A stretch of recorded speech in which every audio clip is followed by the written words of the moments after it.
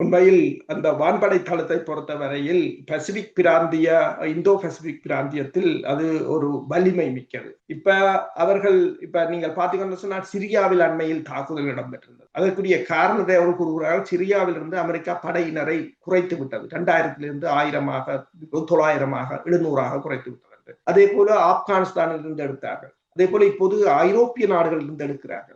இவர்கள் எல்லாம் எங்கு போகிறார்கள் என்று பார்த்தால், அண்மையில் உங்களுக்கு தெரியும், அமெரிக்காவின் பாதுகாப்பு செயலாளர் பீட் ஹெசட் அவர் ஒரு 800 பிரிகேடியர் ஜெனரல் தர அதிகாரிகளை கூப்பிட்டு ஒரு கூட்டம் வைத்திருந்தார். அந்த கூட்டம் இந்த பசிபிக் பிராந்தியத்தை மையமாக கொண்டது.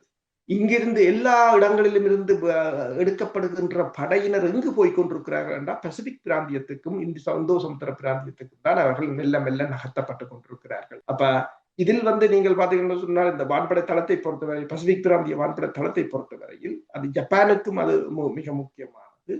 எதிர்வரும் போர் நடவடிக்கைக்கு அதுதான் பிரதானம். அவர் பீட்டர் ஹெசட் ஒன்றைத்தான் சொல்லியிருந்தார்.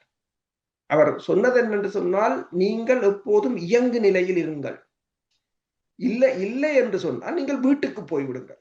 அதாவது நீங்கள் எதிரியை விட மிக வேகமாக இயங்க வேண்டும் என்று சொல்லி, அந்த வேகத்தை தான் நீங்கள் இந்த இலங்கையில் அவர்கள் தரையிறக்கியதையும் இலங்கையை சுற்றி முற்றுமுழுதாக அளந்து கொண்டு போயிட்டார்கள். வடக்கிலிருந்து அங்க கிழக்கு வரையும், மேற்கிலிருந்து தெற்கு வரையும் எல்லாம்.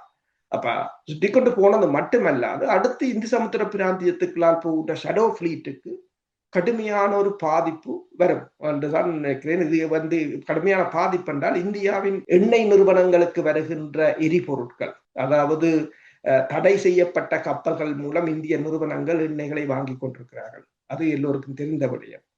அந்த கப்பல்களை இனிமேல் கைப்பற்ற போகிறார்கள். அதற்கான ஒரு முன்முயற்சியாகத்தான், அதற்கு தளமாக இலங்கையைத்தான் பயன்படுத்த போகிறார்கள்.